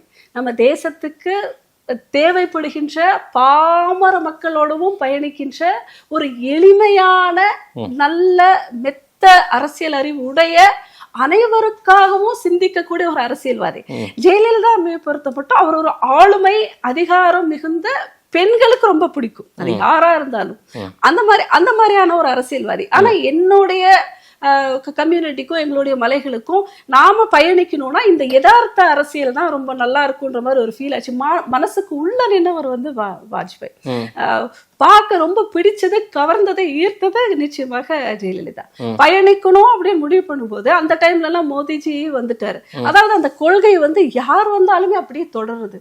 அவருக்கு அப்புறம் பிரதமரா இருந்தாலுமே கூட மோடிஜி வரும்போது கூட அவர்கிட்ட இருந்த எந்த விதத்திலையுமே குறையாமல் செல்லுகின்ற ஒரு கட்சியா இருக்கு. நீங்க இப்ப யதார்த்தமா அம்மையாருக்கு அப்புறம் இந்த கட்சி போகுதுன்னா எந்த கொள்கையில் பிடிப்போட போகுது? அவர்களோட அந்த அதிகாரமும் தோரணையும் ஆளுமையும் போயிடுச்சு. பெரிய டிஃபரன்ஸ் தெரியுதே மேடம். வாஜ்பாயும் மோடியும் ரைட் மேன் அண்ட் ராங் பார்ட்டின்னு கலைஞர் சொன்னார்ல வாஜ்பாயா, அந்த மாதிரி மோடியை இப்ப சொல்லியிருப்பாரா இருந்திருந்தா அப்படின்னா நிறைய கேள்விக்குறிதான். ஏன்னா ஐயா ஸ்டாலின் அவர்கள் இன்னைக்கு எப்படியெல்லாம் விமர்சனம் பண்றாங்க, அவங்க கூட்டணி கட்சிகள் என்ன மோடி மேல வைக்கிறாங்கன்றது. அந்த வித்தியாசம் வாஜ்பாய் மோடிக்கே வித்தியாசம் இருக்கு. நீங்க மோடியும் அதே சமத்தட்டுல வாஜ்பாய் மாதிரியே பார்க்க முடியுமா? என்ன இல்ல, நிச்சயமா பார்க்க முடியும். மோடிஜியை புரிந்து கொண்டவர்களால் மட்டும். எதனாலன்னு சொல்றேன்னா, வாஜ்பாய் வரும்பொழுது பாரதிய ஜனதா கட்சி ஒரு பிரதானமாக எதிர்கட்சியாக அறியப்படவில்லை. அதனால இவங்களுடைய பாராட்டு இருக்கும். இவங்க இந்த அளவுக்கு பாரதிய ஜனதா கட்சி மறுவும், இந்த அளவுக்கு பாரதிய ஜனதா கட்சி ஒரு பெரிய கட்சியா வரும், உலக அளவுல பாரத பிரதமர் வருவாருன்னு அப்ப அவங்களுக்கு எதிர்பார்ப்பு கிடையாதுங்கிறதுனாலதான் கருணாநிதி டக்குன்னு அந்த மாதிரியான ஒரு விமர்சனத்தை வைக்கிறார். இந்த அன்னைக்கு வாஜ்பாய் இருந்திருந்தாலுமே கூட அவர் புகழ்ந்திருக்க மாட்டார். ஏன்னா இப்ப பிரதானமா வளர்ந்து நிற்கின்ற கட்சி திராவிட முன்னேற்ற கழகம் பார்த்து பயப்படுகின்ற ஒரு கட்சி. நாளைக்கு பிஜேபி வந்துருமோ, அதாவது ஒரு பெரிய காம்படிட்டரா நேஷனல் லெவல்லையும் சரி ஸ்டேட் லெவல்லையும் சரி ஒரு போட்டியாக வரக்கூடிய லெவல்ல புகழ மாட்டாங்க. இப்ப இருந்தாலும் புகழ மாட்டாங்க. வாஜ்பாய் போலதான் நம்மளுடைய பாரத பிரதமரும் கூட. ஆனா இப்போ நம்மள ஒரு பிரதான எதிர்கட்சியா பார்க்கும் பொழுது அவங்களால புகழ முடியல. அதுதான் உண்மையை தவிர அவர்களுடைய ஆட்சியை பொறுத்த மட்டும் அவர் ஒரு கவிஞரா இல்லாம இருக்கலாம். ஆனா மக்களுக்கான அரசியலை 1% குறைவில்லாம வாஜ்பாயும் பண்ணாரு, மோடிஜியும். இன்னும் மட்டுமே நீங்க பெண்களுக்கு அவர் மேல வச்சிருக்கிற, எனக்கு மோடிஜி மேல பிடிச்சது அதுதான். ஏன்னா ஒரு ஏழை தாயுடைய மகன். இது அவங்க சொல்ற வசீகரம் மேடம். நீங்களாம் வசீகரமா ஏழை தாயுடைய மகன் இல்ல, வசீகரத்தை நீங்க விட்டுருங்க. அதாவது இங்க காமராஜர் ஏன் இவ்வளவு பெரிய லீடரா இருந்தாருன்னா ஒரு ஏழை தாயினுடைய மகனா இருந்ததுனாலதான் அந்த ஏழ்மை அவரால் புரிஞ்சுக்க முடிஞ்சது. என்ன தேவை என்ன தேவையில்லைன்னு சொல்லி ஊரக பகுதி வரைக்கும் அவரால் பயணிக்க முடிஞ்சது. அந்த ஏழ்மையை அப்சர்வ் பண்றதுக்கும் அனுபவிக்கிறதுக்கும் நிறைய வித்தியாசம் இருக்கு. இப்ப நான் என்னதான் படுகாஸ் பத்தி சொன்னாலுமே கூட இந்த இனத்தோட இருந்து வாழ்ந்தவர்களுக்கு இருக்கக்கூடிய உணர்வு உங்களுக்கு பார்க்கும்போது இது ஒரு நல்ல கம்யூனிட்டி, ஏதாவது செய்யணும்னு தோணும். ஆனா செஞ்சே ஆகணும் அப்படிங்கிற எண்ணம் வாழும்போதுதான் உங்களுக்கு புரியும். அதே மாதிரி அந்த ஏழ்மையை அனுபவித்தவர்களுக்கு தான் தெரியும். மோடிஜியை போய் நீங்க பணக்கார லிஸ்ட்ல சேர்க்க முடியும்? அவர் என்ன முதலமைச்சரோட அவர் மேலயும் விமர்சனம் வைக்கிறாங்கல்ல. இந்த 3வது டென்யூர் அவருமே ஆடம்பரமா இருக்காரு, அவர் போடுற துணி இத்தனை லட்சம் இருக்குது, அவர் பயணி ஒரு நாளைக்கு இத்தனை துணிமணிகள் மாற்றுகிறார் அப்படின்ற மாதிரி எல்லாம். என்ன ஒரு சிம்பிளான விஷயம் நான் கேட்கட்டுமா? ஏன் அவருடைய ஆடைகள் மேல இத்தனை விமர்சனம்? நான் என்ன கேட்கிறேன்னா, பல லட்சம் ரூபாய் மதிப்புள்ள ஆடைகளை அணிகிறார். அதாவது நம்ம வீட்டுல இருக்கும்போது நீங்க ஒரு சாதாரண உடையில இருப்பீங்க. நீங்களே வீட்டுல இருக்கும்போது நீங்க என்ன உடை அணிவீங்க? சாதாரணமா வீட்டுல இருக்கும்போது நம்ம ஒரு கட்டத்துல நம்மளுடைய தேவையை உணவு உடை இருப்பிடம்ங்கிற லெவலுக்கு தான் அந்த உடைங்கிறது ஒரு சாதாரண விஷயமே கிடையாது. உடைங்கிறது மிக முக்கியமான விஷயம். இந்த மனித வாழ்விற்கு உடைங்கிறது மிக முக்கியமான விஷயம். அந்த வகையில இந்த இந்தியாவை ஒரு ஏழ்மை நாடு, இந்த இந்தியா ஒரு என்னமோ மற்ற மேற்கத்திய நாடுகள் எல்லாம் பரிதாபத்திற்குரிய பார்க்கக்கூடிய நாடு அல்ல. இந்தியா செழுமையான நாடு, இந்தியா ஆடம்பரமான நாடு, வளம் நிறைந்த நாடு. நமக்குள்ள ஒற்றுமை இல்லாததுனாலதான் இந்த ஆட்சி அரேபியர் கையிலையும் பிரிட்டிஷ் கையிலையும் போச்சே தவிர மற்ற உலகத்தில் இருக்கிற எந்த நாட்டை எடுத்துக்கிட்டாலுமே கூட வளம்னு பார்த்தா அது கனிம வளத்திலிருந்து, இயற்கை வளத்திலிருந்து, நீர் வளத்திலிருந்து, மண் வளத்திலிருந்து, இயற்கை இப்ப வாழக்கூடிய இந்த சுற்றுச்சூழல், இந்த தட்பவெப்பத்திலிருந்து எல்லாத்துலயுமே முன்னாடி நிற்கக்கூடிய நாடு நமது இந்திய தேசம் தான். இவ்வளோ ஒரு ரிச் கண்ட்ரியில நம்மளுடைய வரலாறு எடுத்துக்கிட்டாலும் கூட அது ரொம்ப ரிச்சான வரலாறு. ஒரு சாதாரண மலைவாழ்ல இருக்கக்கூடிய எங்களுடைய கம்யூனிட்டியே இவ்வளவு ஒரு தெளிவான கம்யூனிட்டியா இருக்கும் பொழுது, அப்போ இன்னும் பழமையான இருந்த கம்யூனிட்டிஸோட தெளிவும் அவங்களுடைய அரசியல் அறிவும் நமக்கு இருக்கக்கூடிய திருக்குறளை விடவா உங்களுக்கு வந்து இதோட வரலாறு அந்த அடித்தளம் பேசலாம். இங்க திராவிட இயக்கம் சொல்லி கொடுத்தது, அங்க காங்கிரஸ் உங்களுக்கு பெரிய அளவுக்கு அந்த அடித்தளம் போட்டு. ஆமா, உங்க ஊர்லயே காங்கிரஸ் தான் அதிகமா ஜெயிக்கிறது. ஆமா தானே? எங்க ஊர்ல காங்கிரஸ் அதிகமா ஜெயிச்சுட்டு இருந்தது. ஏன்னா அது ஒரு மிக பாரம்பரிய கட்சி. அதாவது சுதந்திர போராட்டத்திலிருந்தே காங்கிரஸ் இருந்ததுனால காங்கிரஸ் ஜெயிச்சதே தவிர பாரதிய ஜனதா கட்சி போல 80கள்ல வந்த கட்சி அது கிடையாது. நேரு எல்லாம் பெரிய ஒரு விஷன், ஒரு இந்தியாவை பெரிய ஒரு பெரிய இந்தியா விஷன் இந்தியாவா கொண்டு வந்தாரு. நிச்சயமாக சுதந்திரம் வாங்கின புதுசுல இங்க இருந்த படிப்பறிவிலையும், இங்க இருந்த நமது தொலைத்தொடர்புலையும், இங்க இருந்த அந்த கம்யூனிகேஷன் கேப்ல நாம பார்த்த வரைக்கும் சுதந்திரம் கிடைச்ச உடனே நமக்கு பிரதானமா தெரிந்ததுல காந்தியும் நேருவும் தானே தவிர நம்ம வந்து இப்போ இருக்கிறதையும் அப்ப இருந்ததையும் நீங்க கம்பேர் பண்ண முடியாது. ஏன்னா அப்ப அடிமைப்பட்டு பல வருடங்கள் அடிமைப்பட்டு அந்த அடிமையிலிருந்து வெளியே வந்து ஒரு சுதந்திர போராட்டம் முன்னெடுப்புல கலந்துகிட்டவர்கள் ஆட்டோமேட்டிக்கா அவர்களுக்கு உள்ள போய் நேரு எத்தனை ரூபாயில ட்ரெஸ் போட்டாருன்னு நம்ம பேசல. சரியா? அப்போ நேரு வந்து ஒரு கோடீஸ்வரருடைய மகனா இருந்தாரு. அவர் போட்ட ட்ரெஸ்ஸும் அப்பவே காஸ்ட்லியான ட்ரெஸ். அப்ப வந்து எந்த இந்தியனுக்குமே அந்த அளவுக்கு வந்து ஆடை கிடையாது. தாராளமா மோடி போட்டுட்டு மேடம். ஆனா நீங்க ஒரு ஏழை தாயின் மகன்றீங்க. அப்படி இல்ல. அதாவது நான் சொல்ல வர்றது அதுதான், அவர் ஏழை தாயினுடைய மகன் தான். அவர் வந்து நீங்க வந்து ஒரு சாதாரணமாக இருக்கும் பொழுது வெறும் காவி உடுத்துகின்ற ஒரு பிரம்மச்சாரி தான். ஆனா ஒரு தேசத்தோட அடையாளமான பிரதம பதவியில் இருக்கும் பொழுது நம்ம வந்து அந்த இடத்துல இங்க இங்க இங்க இருக்கின்ற இந்திய மக்களுக்கு அவர் வந்து பிரதமரா தெரியறதை விட நாம தேர்ந்தெடுத்தவர் தானே. அவர் நாம தேர்ந்தெடுத்த பிரதமர், நம்மளுடைய பிரதமர் தான். ஆனா உலக தேசத்திற்கு அவர் இந்தியாவினுடைய பிரதமர். அப்போ நம்மளுடைய பாரம்பரியத்தை பிரதிபலிக்கின்ற ஆடைகளை அணிவதுதான் அவருக்கும் பெருமை, நமக்கும் பெருமை. நம்ம வந்து எளிமையா நம்ம கிட்ட காட்டுறதுக்கு இப்ப திராவிட அரசியல் மாதிரி அடுத்த ஓட்டுக்காக ஆக்ட் பண்ண தேவையில்லை. அவருக்கு எளிமையா காட்டிக்கணும்னா காட்டிக்கலாம், அது அவசியம் இல்லை அவருக்கு. ஆனா இந்த இந்தியாவோட ரிச்னஸ், இப்போ ஆடை கலாச்சாரத்தை பத்தி உங்களுக்கு எவ்வளவு தெரியும்? இந்த உலக அளவுல இந்த தேசத்திற்கே ஆடை கலாச்சாரத்தை கற்றுக் கொடுத்தது இந்தியா. ஆபரண கலாச்சாரத்தை கற்றுக் கொடுத்தது இந்தியா. இங்க இருக்கக்கூடிய ஆடையுடைய பாரம்பரியமும், இங்க இருக்கக்கூடிய ஆடையுடைய நேர்த்தியும், இங்க இருக்கக்கூடிய ஆடையுடைய வகைகளும் உலகத்துல எங்கேயுமே இல்லை. ஆடை அணிகலன்கள்னாலே அது இந்தியா தான். சோ அப்பேற்பட்ட ஒரு ரிச் கண்ட்ரில இங்க பட்டும் பீதாம்பரமும் பருத்தியும் இதுல இருக்கக்கூடிய குவாலிட்டி நீங்க எந்த ஒரு தேசத்திலயும் கிடைக்காது. அப்படிப்பட்ட ஒரு கண்ட்ரியோட ஒரு பிரதிபலிப்பு மோடிஜி. அவர் காசு கொடுத்து வாங்குறது இல்ல, உங்களை மாதிரி என்ன மாதிரி அவர் விரும்புறவங்க கொடுக்கறத அணிகிறாரு. எனக்கு விருப்பம் இருக்கு, நான் 100 ரூபாய்க்கு ஒரு கதர் கொடுத்தாலும் அணிகிறாரு.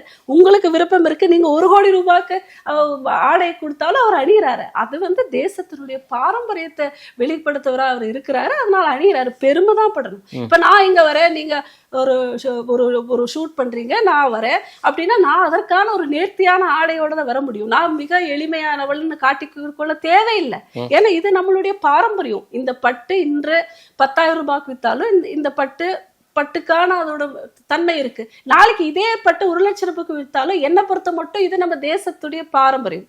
பட்டு என்பது தேசத்தினுடைய பாரம்பரியம். அவர் பாரம்பரியம் இல்லாத ஆடைக்கு செலவு பண்ணாரா? அதை நீங்க சொல்லுங்க. அவர் அணிந்த எந்த ஆடை நம்ம தேசத்துல உருவாக்காத ஆடை, நம்ம பாரம்பரியம் இல்லாத விமர்சனம் வைக்கிறாங்க. அதை நான் கேள்வியா வச்சிருக்கேன். அந்த விமர்சனமே அவசியம் இல்லைங்கிறார். அது ஒரு ரொம்ப சாதாரணமா ஒரு மிக சிறுபிள்ளைத்தனமான விமர்சனம்ங்கிறாங்க. இந்தியாவிலேயே தமிழ்நாட்டில் தான் மோடி எதிர்ப்பு அதிகமா இருக்குது. ஒரு மிகப்பெரிய டேட்டாவே இருக்கு, சர்வேவே இருக்கு, தெரியுங்களா? அதை எடுத்திருக்காங்க. இந்த அளவுக்கு ஒரு பெரிய எதிர்ப்பு மனநிலை மோடிக்கு உருவாயிருக்கிறது தமிழ்நாட்டுல. அதுக்கு என்ன காரணம்? நிச்சயமா கிடையாது. எங்க தீவிரவாதத்துடைய அச்சுறுத்தல் அதிகம் இருக்குன்னா தமிழ்நாடு. எங்க உலக நாடுகள், அண்டை நாடுகள், மற்ற நாடுகள் எல்லாமே அதிகமா ஈஸியா நுழையக்கூடிய மாநிலம் எதுன்னு பாருங்க, அதுவும் தமிழ்நாடு தான். எங்க இந்த மதமாற்றத்திற்கும் திராவிடத்திற்கும் கடவுள் மரப்புக்கும் பாரம்பரியத்திற்கும் எதிர்ப்பு மனநிலை போகுதுன்னா அதுவும் தமிழ்நாடு தான். அப்போ இதுல இருந்து நீங்க புரிஞ்சுக்கணும், அதாவது தேசத்திற்கே விஸ்வகுருவாக ஒரு தலைவராக உருவாகக்கூடிய ஒரு பிரதமரை கொண்ட ஒரு தேசத்தை மற்ற நாடுகளுக்கு ஒரு பயத்தை கொடுத்துருக்கு. இந்தியானா ஒரு வல்லரசா உருவாகக்கூடிய, இந்தியாங்கிறது மற்ற அத்தனை தேசத்தையும் ஆளக்கூடிய ஒரு தலைவரை உள்ளடக்கிய ஒரு தேசமாக உருவெடுக்கிறது. வளர்ந்த தேசத்திலிருந்து வளர்ச்சி அடையக்கூடிய ஒரு தேசமாக போகிறது. அத்தனை மக்கள் தொகை இருக்கும் பொழுதும் கொரோனா போன்ற ரொம்ப ரொம்ப ரொம்ப முக்கியமான கட்டங்கள்ல கூட தானே தன்னை சரிப்படுத்தி உலக தேசத்திற்கே மருந்துகளே அள்ளி வழங்கக்கூடிய அளவிற்கு அறிவும் வளமும் இருக்கக்கூடிய ஒரு தேசமா வந்திருக்கு அப்படின்னு எல்லாருமே இந்தியா மேல ஒரு கண்ணு. மோடிஜி இருக்கக்கூடாதுன்னு நிறைய தேசங்கள் அதோட சதி செயலை செய்துனா அந்த சதி செயலுக்கு வித்து தமிழகத்துலதான் இட்டிருக்காங்கிறத நீங்க இல்ல, எந்த பிரதமர் இருந்தாலும் அந்த பார்வை திரும்ப உலக நாடுகளின் பார்வை யார் பிரதமரா இருந்தாலும். நீங்க இதுக்கு முன்னாடி எந்த பிரதமரை பொறுத்த மட்டும் தமிழகம் வரைக்கும் தமிழகத்துல பிரதமருடைய பெயர் என்ன, நமது தேசத்தினுடைய பிரதமருடைய பெயர் என்னன்னா கூட சொல்றது 100 பேரு கேட்டா 50 பேருக்கு தெரியாது. ஆனா மோடிஜி நேர்மறையாகவோ எதிர்மறையாகவோ இன்றளவு மூளை முடுக்கலையும் கூட பிரதமருடைய நேருக்கு அப்புறம் இந்திரா காந்திக்கு அப்புறம் ஒரு பிரதமருடைய பெயர் அத்தனை பேருக்கு தெரியும்னா நிச்சயமாக மோடிஜி தான். ஆனா அவர் நேர்மறையான பிரதமரை எதிர்மறையா சித்தரிப்பதற்கு நிச்சயமாக அந்நிய சக்திகள் மட்டுமல்ல இங்க இருக்கின்ற திராவிடம். ஏனென்றால் அந்நிய சக்திகளால் தான் இந்த திராவிடம் வளர்த்து எடுக்கப்படுகின்றது. முதல் முறையாக என்ன போல ஒரு சாதாரண ரூரல்ல இருக்கக்கூடிய நான் இன்று அரசியல்வாதியா நான் உருமாறி வந்திருக்கேன். இந்த உயரமா திராவிட இயக்கம் கொடுத்திருக்கு. இருங்க இல்ல யார் சொன்னது? எங்களுக்கும் பெரியாருக்கும் சம்பந்தமே இல்லை. இதையும் நான் உங்களுக்கு சொல்றேன். பெரியார் மிதிக்காத ஒரு மண்ணுனா அது நீலகிரி மண்ணாதான் இருந்திருக்கு. எங்களுக்கு தேவையும் கிடையாது, அவர் வரவும் இல்லை. எந்த திராவிட கொள்கைகளும் நீலகிரி. மோடிக்கும் படுகரின மக்களுக்கும் என்ன சம்பந்தம்? மோடிக்கும் நீலகிரிக்கும் என்ன சம்பந்தம்? நான் சொல்றேன் சம்பந்தத்தை நானும் சொல்றேன். மோடிக்கும் படுகரின மக்களுக்கும் ஒரே சம்பந்தம், எங்களுடைய பாரம்பரியத்துல பெருமைப்படுவது. அவர் இந்தியாவினுடைய பாரம்பரியத்துல பெருமைப்படுறார். படுகரின மக்கள் எங்களுடைய படுகர் பாரம்பரியத்துல பெருமைப்படுறார். மோடிக்கும் எங்களுக்கு இன்னொரு சம்பந்தம் இருக்கு. அவர் மிக தீவிரமான ஆன்மீகவாதி, எங்களின மக்கள் மிக மிக தீவிரமான ஆன்மீகவாதிகள். ஏன்னா இந்த 2 பிரதான கொள்கையை நீங்கள் அழித்து விட்டுட்டு நீங்க என்ன கொள்கை கொண்டு வந்தாலும் நீலகிரியில எடுபடாது. 100%. ஜெயலலிதா அம்மையார் ஆன்மீகவாதி. அவரை பிடித்ததற்கு காரணமும் ஆன்மீகத்தோடு சேர்ந்த அந்த ஆளுமை தானே தவிர ஆன்மீகமற்ற ஒரு ஆளுமையா இருந்திருந்தா யாருக்குமே நிச்சயமா எங்கள் இனத்தினருக்கு பிடித்திருக்க வாய்ப்பு இல்லை. ஏன்னா எங்களை போன்ற ஒரு ரூரல் இருக்கிறவங்க வெளியில வருவதற்கும் பிரச்சனைகளை கையாளுவதற்கும் எதற்காக இருந்தாலும் எல்லாமே இழந்து விட்ட நிலையிலும் நமக்கு இருக்கக்கூடிய ஒற்றை நம்பிக்கை இறைவன். அந்த இறைவனை பிடித்துதான் இந்த தேசத்துல பல கோடி தாய்மார்கள் வாழ்கிறார்கள். எல்லாருமே ஒரு இளைஞனுக்காகட்டும், ஒரு குழந்தையாகட்டும், நிராகரிக்கப்பட்டவர்களாகட்டும், நோய்வாய்ப்பட்டவர்களாகட்டும், அவர்கள் இந்த மண்ணிலே வாழ்வதற்கான கடைசி நம்பிக்கையே கடவுள் நம்பிக்கை தான். அந்த கடவுள் நம்பிக்கையான இருக்கிற அந்த கருவை நீங்க அழிச்சிட்டு என்ன கொள்கையை நீங்க கொடுத்தீங்க? சாமி கும்பிட வேண்டாம் திராவிட இயக்கம் சொல்லணுமா? அது சாமி கும்பிட சாமி உங்களை கோயில் போறவங்கள தடுத்தாங்களா எங்கேயாவது? யாராவது கோயில போறத தடுக்கல, ஆனா என் கண் முன்னாடி என் தெய்வத்தை இழிவுபடுத்துறாங்க. இது ரெண்டுலயுமே என்ன வித்தியாசம் இருக்க போகுது? உங்களை வீட்டுக்குள்ள வாங்கன்னு நீங்க வீட்டுக்கு வரீங்க, உங்களை வாங்கன்னு நான் மரியாதை பண்ணலனாலும் பார்த்துட்டு பேசாம போனாலே அது அவமானம் தானே. அதே மாதிரிதான் இதுவும். நீங்க என்னுடைய கடவுளை கும்பிட வேண்டாம் நீங்க தடுக்கல, ஆனா பக்கத்துல கடவுளை நீங்க இழிவுபடுத்துறீங்க, அந்த கடவுளை விமர்சிக்கிறீங்க. அது மறைமுகமா நிச்சயமா என்ன விமர்சிச்சு அங்க என்ன இழிநிலைகள் இருக்கோ அதை எடுத்து ஹைலைட் பண்றாங்க. அது இழிநிலை சொல்றதுக்கு நீங்க யாருங்க? நான் கேக்குறேன். என்னுடைய பாரம்பரியத்துல எனக்கு ஒரு முறை இருக்கிறது, அதை நான் கடைபிடிக்கிறதுல நான் சந்தோஷமா இருக்கேன். அதை நான் கடைபிடிப்பதால யாருக்குமே பாதகம் கிடையாது. நீங்க அது மூட நம்பிக்கையா இருக்கட்டும், எந்த நம்பிக்கையா இருக்கட்டும், உங்களுக்கு என்ன பிரச்சனைன்னு நான் கேட்கிறேன். இப்ப நீங்க செய்யறதும் கூட எனக்கு மூட நம்பிக்கை மாதிரிதான் தெரியுது. நிறைய செயல்கள் நீங்கள் கலைஞருடைய சமாதியில கொண்டு போய் தயிர் விட வைக்கிறதும் மூட நம்பிக்கையா நான் பாக்குறேன். நீங்க அதை மாத்துவீங்களா? உங்க சந்தோஷத்துக்கு தானே அதை பண்றீங்க. அதே மாதிரி நாங்க எங்க சந்தோஷத்துக்கு பண்றோம். இது யாருமே பாதிக்கல, எங்களுக்கு தன்னம்பிக்கையை கொடுக்குது. அதை ஏன் நீங்க மூட நம்பிக்கைன்னு சொல்றீங்க? நீங்க வட மாநிலம் எல்லாம் பயணம் பண்ணியிருப்பீங்க. ஆமா. ஏன்னா நீங்க நேஷனல் இதுல வந்து போர்டுல இதா தலைவரா இருந்ததுனால அங்குக்கும் இங்கு தமிழ்நாட்டுக்கும் எவ்வளவு மாற்றங்கள் ஏற்பட்டிருக்குல்ல. திராவிட இயக்கம் மாறி மாறி 55-56 ஆண்டு காலம் ஆண்டு கொண்டு இருக்கிறது. இங்கு நிறைய வளர்ச்சி பெற்றிருக்கோம்ல. எதை வளர்ச்சின்னு குறிப்பிட்டு சொல்ல விரும்புறீங்க? இங்க நல்ல சாலைகள் இருக்கிறது, இன்ஃப்ராஸ்ட்ரக்சர் வளர்ந்துருக்குது, நமக்கு பெரிய இன்ஃப்ராஸ்ட்ரக்சர் வளர்ந்துருக்குது. அதே மாதிரி மன அழுத்தம் அதிகமானவர்கள் தமிழ்நாட்டுல இருக்காங்க. நீங்க ஒரு சர்வே எடுத்து பாருங்க. இததான் நான் சொல்றேன். அவசியம் இல்லாம ஒரு குட்டைய வந்து நீங்க குழப்பிட்டதுனால நல்ல ஷர்ட் போட்டுக்கலாம், நல்ல ட்ரெஸ்ஸை போட்டுக்கலாம், உங்க மைண்ட் ஃபுல்லா சைக்கலாஜிக்கலா ஸ்ட்ரெஸ்ஸோட இருந்தீங்கன்னா பீகார் குஜராத்ல எல்லாம் ஸ்ட்ரெஸ் இல்லாம இருக்காங்களா என்ன? 100% இல்ல. உங்களுக்காக நாங்க இருக்கோம். உங்களுடைய இந்த வாழ்க்கை தரத்தை நாங்க மாத்துறோம். வாழ்க்கையை தரம் பிரிக்கிறதுக்கு நீங்க யாரு? நான் நிம்மதியா மாத்திருக்காங்கல்ல, நான் நிம்மதியா மாத்திருக்காங்கல்ல. நான் சொல்றது எதுக்கு அந்த மாற்றம் நான் கேட்கிறேன். அதாவது நான் நிம்மதியா இன்று 500 மாடுகள் இருந்த எங்களுடைய பாரம்பரியத்துல இன்று ஒரு மாடு வாங்குவதற்கு துப்பற்று நாங்க இருக்கோம். ஏன்னா மாடு மேய்க்கிறது என்னமோ அதை விட படிக்கிறது என்ஜினியர் ஆகுறதும் டாக்டர் ஆகுறதும், கீழே இருக்கிற ஒரு சமவெளியில இருக்கிற ஒருத்தர் படிக்கிறாரு என்ஜினியர் ஆகுற டாக்டர். ஆடு மாடுகள் வைத்திருப்பது எல்லாம் திராவிட இயக்கங்கள் எங்கேயுமே வாங்கக்கூடாது செய்யக்கூடாது பாருங்க. அப்படி இல்ல. அதாவது தொழில வந்து பிரிவினைவாதத்தை, இதை உயர்ந்தது இதை தாழ்ந்ததுன்னு சொல்லி அந்த தாழ்வு இல்ல, அந்த ஏற்றத்தாழ்வு பாக்குறதுதான் ஒழிக்கிறதுக்கு பிறந்ததுதான் திராவிடம். ஏற்றத்தாழ்வை உருவாக்குனதுனாலதானே ஏற்றத்தாழ்வுன்றதே வந்துச்சு. நீங்க அதை ஏன் தாழ்வுன்னு பாக்குறீங்க? என்னோட கொஸ்டின் அதுதான். நான் இதை சொல்றதுக்கு 100% எனக்கு உரிமை இருக்கு. நான் ஒரு பழங்குடி இனத்தை சேர்ந்த பெண். எங்களுக்கு வந்து எந்த எக்ஸ்போஷரும் கிடையாது. நாங்க மலை மேலதான் இருந்திருக்கோம். நாங்க செஞ்சதெல்லாம் ஆடு மாடு தான் மேய்ச்சிருக்கோம். நாங்க தானியத்தை தான் உருவாக்கி விவசாயம் தான் பண்ணிருக்கோம். நான் சொல்றேன், எங்க தாத்தாவங்க இருந்த அளவிற்கு வளமும் செல்வமும் மன நிம்மதியும் உடல் ஆரோக்கியமும் இப்ப இல்ல. இப்ப நாடோடிகள் எந்த திமுக அதிமுக கெடுத்தது? என்னங்க பேசுறீங்க? லாஜிக்கே இல்லாம சொல்றீங்க. உலகம் முழுவதும் இன்னைக்கு நம்ம போய் இன்னொருத்தர்கிட்ட சம்பளம் வாங்குறத வந்து நம்ம பெருமையா நினைக்கிறோம். நிறைய படிப்பு, நிறைய பட்டங்கள் பெறுவதை நம்ம பெருமையா நினைக்கிறோம். வாழ்க்கைங்கிறது என்னங்க? நான் உங்ககிட்ட கேட்கிற ஒரு சின்னது மனுஷன் பிறக்கிறோம். பிஜேபி என்ன பண்ணுச்சு? பிஜேபி என்ன சொல்லுதுன்னா இந்த மாதிரியான ஒரு பிம்பத்தை வந்து உடைக்குது. யதார்த்தமான அரசியலை மட்டும் இல்ல, யதார்த்தமான வாழ்க்கை முறையும். எனக்கு தெரிஞ்சு ஒரு 15 வருஷத்துக்கு முன்னாடி பிஜேபி வடநாட்டு கட்சி மேடம். சரிங்க, வடநாட்டு கட்சி. வடநாட்டுல இருந்த மகாத்மா காந்தி தாங்க உங்களுக்கும் எனக்கும் தேசப்பிதா. எங்க அவரை வடநாட்டவர்னு நீங்க ஒதுக்குங்க பாக்கலாம். உங்களால மகாத்மா காந்தியை வடநாட்டவர்னு ஒதுக்க முடியுமா? அவர் உங்களுக்கும் சேர்த்துதானே சுதந்திரத்திற்காக போராடி இருக்கிறாரு. அவர் என்ன அவர் வடநாட்டுக்கு மட்டுமா போராடினாரு? எப்படி ஒதுக்குங்க சொல்லுங்க. நேருஜியை ஒதுக்குங்க பாக்கலாம். மத்த எல்லா சுதந்திர போராட்ட வீரர்களை ஒதுக்குங்க பாக்கலாம். நீங்க கம்பேர் பண்ணி பாருங்க. வடநாட்டுக்கும் தென்னாட்டுக்கும் எத்தனை சுதந்திர தியாகிகள் வந்து எந்த தேசத்துல இருந்து வந்திருக்காங்க. இங்க போராடி உங்களுக்கு சுதந்திரம் வாங்கி கொடுத்ததுல முக்கால்வாசி வடநாட்டு தியாகிகள் தான். அதே மாதிரி இங்க ஏற்பட்ட இவ்வளோ அழிவு, அரேபியர்களாக இருக்கட்டும், பிரிட்டிஷால இருக்கட்டும், அழிவெல்லாம் உங்களுக்கு தென்னகத்துல வரல. நீங்க அழிக்கப்படாததுனால நாம வளமா இருக்கிற மாதிரி ஒரு பிரம்மையில இருக்கும். நீங்க நார்த்ல, நான் இதே நார்த்ல எல்லா ஸ்டேட்டையும் நான் பயணிச்சிருக்கேன். அழிக்கப்பட்ட கோயில்கள் எத்தனை, கொல்லப்பட்ட மனிதர்கள் எத்தனை, நடந்த போராட்டங்கள் எத்தனை, எவ்வளவு போர்கள் எத்தனை, வரலாறு எல்லாம் வடநாட்டுல இருக்கு, தென்னாட்டுல இல்ல. இங்கிருந்து ஒரு சிலரால எங்கெல்லாம் வாய்ப்பு இருக்கோ அவங்க மட்டும்தான் போராட்டத்துக்கு போயிருக்காங்க. அங்க அப்படி இல்லை. மொத்த ஊரையே அழிச்சிருக்காங்க, மொத்த பகுதியை அழிச்சிருக்காங்க. அந்த அளவிற்கு அழிக்கப்பட்டது வடநாடு. இப்போ நீங்க சொல்லுங்க, வடநாடுன்னு சொல்லுங்க. சுதந்திரத்திற்கு முன்னாடி போராடி செத்தமெல்லாம் வடநாட்டுல இருக்கான். நம்மளுடைய தேசப்பிதா வடநாட்டுல இருக்காங்க. அப்பெல்லாம் உங்களுக்கு வடநாடு டெவலப்மெண்ட் ஆயிடுச்சு. பிஜேபி 10 வருஷம் ஆட்சி, இப்ப 11வது வருஷத்தை நோக்கி போயிட்டு இருக்குது. என்ன டெவலப்மெண்ட், என்ன வளர்ந்துருக்கு? மோடி ஆட்சியால் இந்தியா என்ன வளர்ந்துருக்கு? தாய்மார்கள் நிம்மதியா கழிப்பிடம் போறாங்க. எங்களுக்கு அதுக்கு முன்னாடி போக முடியல. இருட்டுறதுக்கு விடியறதுக்கு முன்னாடி போயிட்டு இருந்தோம், இல்ல இருட்டுனதுக்கு அப்புறம் போயிட்டு இருந்தோம். வரும்போது போக முடியல. எப்ப போகணுமோ அப்பதான் வரணும். இந்த மாதிரியான ஒரு ப்ரெஷர்ல இருந்தோம் நாங்க தாய்மார்கள். இப்ப நிம்மதியா நாங்க டாய்லெட் போறோங்க. என்னங்கிறீங்க நீங்க? நிம்மதியா மோடிஜி வந்ததுக்கு அப்புறம் தாங்க எல்லா பெண்களும் நிம்மதியா அவங்க வீட்டுல டாய்லெட் கட்டி டாய்லெட் போறோம். அதே மாதிரி ஒருவேளை சாப்பாடுக்கு நாங்க போய் நிக்கிறது இல்லை.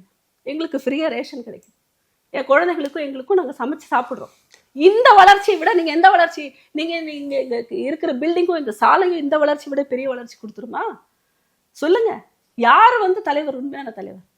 தனது தாயை போல மற்ற தாய்மார்கள் இருக்கக்கூடாதுன்னு தாயன்போட ஒவ்வொரு திட்டத்தை கொண்டு வருகிற தலைவரா, இங்க இவ்வளோ மழை தண்ணி ஓடிக்கிட்டு இருக்கு, இங்க போய் நாங்க அவருக்கு பேனா வைக்கிறோம் பென்சில் வைக்கிறோம் சொல்லிட்டு இருந்தா தலைவரா? யாரு தலைவர்? எளிய மக்களுக்காக யோசிப்பவர்கள் தலைவர். மோடிஜி விட எளிய மக்களுக்காக யாராலும் திட்டத்தை தீட்ட முடியுமா? சொல்லுங்க. நாங்க நிம்மதியா கழிப்பிடம் போறோங்க. இதை விட உங்களுக்கு என்ன வளர்ச்சி காட்டணும் சொல்லுங்க.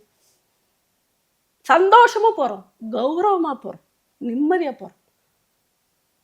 எல்லாரும் போறாங்க. இந்த தேசத்துல காஷ்மீர்ல இருந்து கன்னியாகுமரி வரைக்கும் இருக்கக்கூடிய அத்தனை பெண்களும் கௌரவமா கழிப்பிடம் போறாங்க.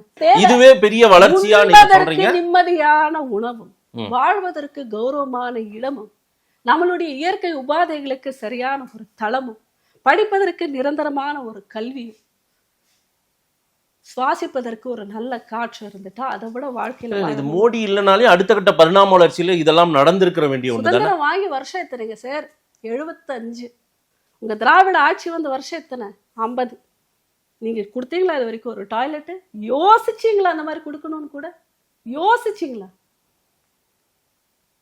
இதுதான் பரிணாம வளர்ச்சியா? அவர் இல்லாட்டினாலும் அது நடந்திருக்குமா? பேச்சேன்னு பேசக்கூடாதுங்க, உண்மையை பேசணும். சொல்லுங்க. இதை விட நீங்க இதுவே இல்லாத ஒரு தேசங்கிறத இப்பதான் நாமளே தெரிஞ்சிருக்கிறோம். இதெல்லாம் ஒரு பிரச்சனைங்கிறது எந்த அரசியல்வாதி இது வரைக்கும் சொல்லல. எங்களோட பிரச்சனை ஒரு பெண்ணோட பிரச்சனை, ஒரு அடிப்படை பிரச்சனை, ஒரு கழிப்பட பிரச்சனைய இது வரைக்கும் யாரும் பேசல. ஆனா நம்ம ஒரு 20 ஆண்டுகள் பின்னோக்கி போயிருக்கோம்னு ராகுல் காந்தி சொல்றாரு. ராகுல் காந்தி தான் 20 ஆண்டுகள் பின்னோக்கி இருக்கிறார். அவரோட வயசுக்கு தகுந்த மாதிரி அவருக்கு மூளை வளரல, அதனால அவருக்கு இதெல்லாம் அப்படிதான் தெரியும். அவரோட வயதிற்கு தகுந்த அளவிற்கு அவருக்கு அவருடைய மெச்சூரிட்டி இல்லை. இதை உலகமே ஒத்துக்கிட்ட உண்மை. அவர் சொன்னதை எல்லாத்தையுமே நம்ம அப்படிதான் பார்க்கணும். நேருவின் திட்டங்கள் இன்னைக்கும் பேசப்படுது. மோடியின் திட்டங்கள் என்னன்னு நம்ம வரிசைப்படுத்துறதுன்னா நம்ம வந்து நேருவின் எந்த திட்டங்கள் பேசப்படுது? ஒண்ணு தொட்டு இன்னுமே நேருவின் திட்டத்தை சுட்டி காட்டி தான் பார்லிமெண்ட்ல பேசுறாங்க. ஒரு திட்டத்தை உங்களுக்கு இன்றைய சூழல்ல வாழக்கூடிய ஒரு இளைஞர்கிட்ட கேட்கிற எந்த நேருவுடைய திட்டம் உங்களுக்கு கவர்ந்ததுன்னு ஒண்ணு சொல்லுங்க. நேரு தானே பேசப்படுதுங்கிறதான் பேசப்படுதே தவிர எந்த திட்டங்களும் பேசப்படல. அது ஒரு மாயை. அந்த காலகட்டத்திற்கு தகுந்த போல அப்ப இருக்கிற பாராளுமன்றத்துல எடுத்த முடிவாதான் இருக்கணுமே தவிர அவர் அன்று எடுத்த திட்டம் வந்து இன்று வரைக்கும் இப்படி இருக்குன்ற மாதிரி எதுவுமே கிடையாது. பேசப்படுதுங்கிறது ஒரு வாய்ச்சொல் தானே தவிர திட்டங்கள் நீங்க ஒண்ணு சொல்லுங்க சார். தமிழ்நாட்டுல பிஜேபி ஆனா ஒரு ஸ்ட்ரென்த் இல்லாம தானே இருக்கு. இப்பதான் ஒரு 10% 11% அலைன்ஸோட வந்திருக்கோம். நம்ம கூட்டணி கட்சி அப்படி ஓட்டெல்லாம் நம்ம ஒவ்வொரு அந்த பிஜேபின்னு இண்டிவிஜுவலா பிரிச்சோம்னா நம்ம என்ன பர்சன்டேஜ்னே தெரியாது. தமிழ்நாட்டுல ஹிந்தி அறிவு இல்லாத பொழுது பிஜேபி வருவது சாத்தியம் இல்லாதது. ஏன்னா நம்ம வந்து தமிழ்நாட்டுல யாருக்கு ஹிந்தி அறிவு இல்லைன்னு எல்லாம் சொல்றாங்க. ஹிந்தி அறிவு இல்லைன்னு நான் சொல்றேன். தமிழ்நாட்டுல இதெல்லாம் வந்து இதெல்லாம் வந்து பிஜேபிக்கு ஒருத்தர் ஓட்டு போடல, பிஜேபி ஆதரிக்கலாவே அவங்களுக்கு ஹிந்தி அறிவு இல்லைன்னா என்ன அர்த்தம்? பூகோள அறிவு இல்லாமல் எல்லாம் வந்து இந்தியா இந்தியா என் தாய்நாடுன்னு சொல்லிட்டு தான் நம்ம வாழ்ந்துட்டு இருக்கோம். அறிவு இல்லங்கிற இது வந்து யதார்த்தமான எது ஹிந்தி அறிவா? ஹிந்தி அதாவது இந்திய அறிவு. இந்தி எனக்கு ஒரு லாங்குவேஜ் மேடம். ஆமாங்க, நீங்க அந்த லாங்குவேஜ் கத்துக்கிட்டாதான் உங்களால பிஜேபியை புரிஞ்சுக்க முடியும். மோடிஜி பேசுறத புரிஞ்சுக்க மேடம். என் மொழியில் என் உயிரான தமிழ் மொழியில் எனக்கு பிஜேபியை பற்றியான அறிவு என்னன்றத தெரிஞ்சு வச்சிருக்கோம். நான் ஒண்ணு கேக்குறேன். இப்ப நீங்க சொன்னீங்கல்ல அந்த எமோஷனலானது, இதை நான் இப்ப பொறுத்துறேன். அதாவது உங்களை கும்பிட வேணாம்னு நான் சொல்லல, ஆனா நான் கடவுளை கும்பிட மாட்டேன்றீங்க இல்லையா? அப்போ எங்களை படிக்க வேண்டாம்னு சொல்லாம எங்களுக்கு சொல்லி கொடுத்துட்டு உங்களுக்கு விருப்பம் இருந்ததை நீங்க தமிழை படிச்சாலும் இருந்தாலும் பரவாயில்லன்னு ஒரு ஆப்ஷன் கொடுத்துருக்கலாம் இல்லையா? இப்போ நீங்க திராவிடம் வரும்போது இங்க இருக்கக்கூடிய எல்லா கடவுளாரையும் இவர்களையும் நீங்க விமர்சனம் பண்ணுவீங்க, அதற்கு ஒரு தனி கொள்கை வச்சுப்பீங்க. எஜுகேஷன் வரும்போது ஒரு குட்டைக்குள்ள வந்து மட்ட மாதிரி இந்த தமிழகத்துல இருக்கிறவங்கள தமிழுக்குள்ளேயே ஊற வைப்பீங்களா? சரிங்க, எனக்கு திருக்குறளை பத்தி எனக்கு டெல்லி போகும்போது நான் பக்கத்து வீட்டில் இருக்கிறவங்களுக்கு சொல்லணும். நான் எப்படி சொல்லணும் சொல்லுங்க? எனக்கு திருவள்ளுவருடைய பெருமையை பற்றி அவங்களுக்கு விளங்க வைக்கணும். இந்த தமிழினுடைய அழகை பற்றி, இந்த தமிழினுடைய தொன்மையை பற்றி நான் சொல்லணும். என் மொழி தெரியாத மோடிக்கு என் தமிழ் மூத்த மொழியான தமிழை பற்றியும் அதே போல திருக்குறளின் பெருமையும் உலகம் பூரா மோடி போய் சொல்றாருனாவே அதை தெரிஞ்சு வச்சிருக்காரு மோடி அப்படின்னா நம்ம அதுவே பெரிய நம்ம வந்து நமக்கு கிடைத்த வெற்றி தானுங்க. நமக்கு அப்படின்னா அவர் அந்த அளவிற்கான தலைவர். இப்போ என் மொழி தெரியாத மோடி, என் நிலை புரிந்து கொண்ட மோடி, என் மொழியை புரிந்து கொண்ட மோடி, என்னுடைய நிலையை புரிந்து கொண்ட மோடி, இங்க இருக்கக்கூடிய பிரச்சனைகளை புரிந்து கொண்ட மோடி, அத்தனையிலையும் ஒன்றுதான் தமிழை அவர் தெரிந்து கொண்டது. அந்த அளவிற்கான தலைவருங்கிறது இப்ப உங்க வாயிலிருந்தே நீங்க தமிழக மக்களை அவர் இன்னும் உள்வாங்கல. தமிழகம் பொறுத்த மட்டும் எங்களுடைய பிரச்சனை என்ன, இங்க இருக்கக்கூடிய பிரச்சனை திராவிடம் சரியா ஹிந்தி எதிர்ப்புன்னு ஒண்ணு கொண்டு வராங்க. பக்கத்துல இருக்கிற கர்நாடகால இல்லைங்க, இங்க இருக்கிற கேரளால கூட இல்ல. ஆனா இந்த தமிழகத்துல மட்டும்தான் ஹிந்தி படிக்கிறதுக்கு, நான் ஒரு கவர்மெண்ட் ஸ்கூல்ல தான் படிச்சேன். என்னோட ஸ்கூல்ல எனக்கு ஆப்ஷனல் லாங்குவேஜ் ஹிந்தி இல்ல. ஹிந்தி இன்னைக்கு யாரையும் படிக்க கூடாதுன்னு யாரும் தடுக்கலீங்க, விட்டுருங்க. ஆனா இந்த காலகட்டத்துல, சமீபமான இந்த திராவிட காலகட்டத்துல ஹிந்தி மொழி எதிர்ப்புன்னு ஒரு பெருசா வந்தது. எந்த ஒரு கவர்மெண்ட் ஸ்கூல்லுமே ஹிந்தி இல்ல.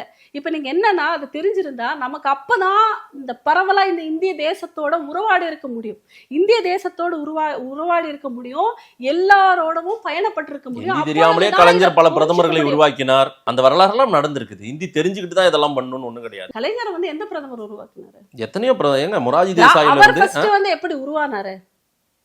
அவர் எம்ஜிஆர் மூலமா தான் உருவானாருங்கிறது எனக்கு தெரிஞ்ச வரலாறு. அதாவது திராவிட முன்னேற்ற கழகத்துல, இதெல்லாம் தவறு. எம்ஜிஆருக்கு மூத்தவர் இங்க பாருங்க, திராவிட முன்னேற்ற கழகத்துல எம்ஜிஆர் அவர்களும் இணைந்ததுக்கு அப்புறம் அவர் ஒரு மகா நடிகனா இருக்கிற பட்சத்துல மக்களிடத்துல, ஊரக மக்களிடத்துல ஈஸியா திமுக போய் போச்சுங்கிறது தான் எனக்கு தெரிந்த வரலாறு. அது எப்படி வேணா இருக்கலாம். நான் என்னங்கிறேன்னா, நீங்க வந்து இப்படி திசை மாற்றுவதை விட, நீங்க ஏன் பாரதிய ஜனதா கட்சி இன்னுமே அதை வந்து ஒரு தேசிய கட்சியா இருந்தும் கூட ஏன் இன்னுமே இங்க வரலன்னா, காங்கிரஸ் கட்சி தேசிய கட்சியா இருந்து வந்ததற்கு காரணம் சுதந்திர இந்தியாவிற்கு முன்பிலிருந்தே காங்கிரஸ் என்கின்ற ஒரு கட்சி இருந்தது. அதனால அப்படியே அது மருவி வந்தது. ஆனா பாரதிய ஜனதா கட்சியை புரிந்து கொள்ளணும்னா, அந்த வடமொழிகளை இருந்தவர்களுக்கு அங்க இருக்கக்கூடிய தலைவர்களை புரிவதற்கு ஏதுவாக மொழி இருந்திருக்கணும். சரியா? அப்படி இல்லாத பட்சத்துலதான் இன்னும் நம்ம புரியாம இருந்திருக்கோம். நீங்க எப்படிதான் மாத்தி பார்த்தாலுமே கூட, தமிழ்ல ஒரு தலைவர் பேசும் பொழுது அதை நம்ம பார்க்கிறோம், ஹிந்தியில இன்னொரு தலைவர் உரையாற்றி கொண்டு இருக்கும் பொழுது அதை நம்மளால ஈஸியா பார்க்க முடியறது இல்லை. ஆனா அந்த ஹிந்தி நமக்கு புரிஞ்சிருந்ததுன்னா, இந்த இரண்டு தலைவர்கள்ல மேன்மையானவர் யார், என்ன பேச வருகிறார், அவருடைய உணர்வு என்ன, அவருடைய மொழி என்னங்கிறது நமக்கு நல்லா புரியும். அது புரியல. நம்ம வந்து நியூஸ் பேப்பர்ல ஒரு நியூஸ் செய்தியா பாக்குறோம். நீங்க சொல்றதுல 100% அதுல இருக்கிற உணர்வுகள் எல்லாமே தவிர்த்துட்டு ஒரு காகிதத்துலதான் அது செய்தியா வருதே தவிர, ஒரு தலைவர் பேசும்போது உணர்வோட புரிந்து கொள்வதற்கும், கலைஞர் எல்லாமே ஏன் தலைவர் ஆனார்னா அவருடைய மொழி நடை, அவருடைய உணர்வு எல்லாமே சேர்ந்து டெலிவரி பண்ணதுதான். அவர் பேசினதை ஒரு பேப்பர்ல படிச்சாதான் அங்க இருக்கக்கூடிய உணர்வு அந்த பேப்பர்ல இருக்காது.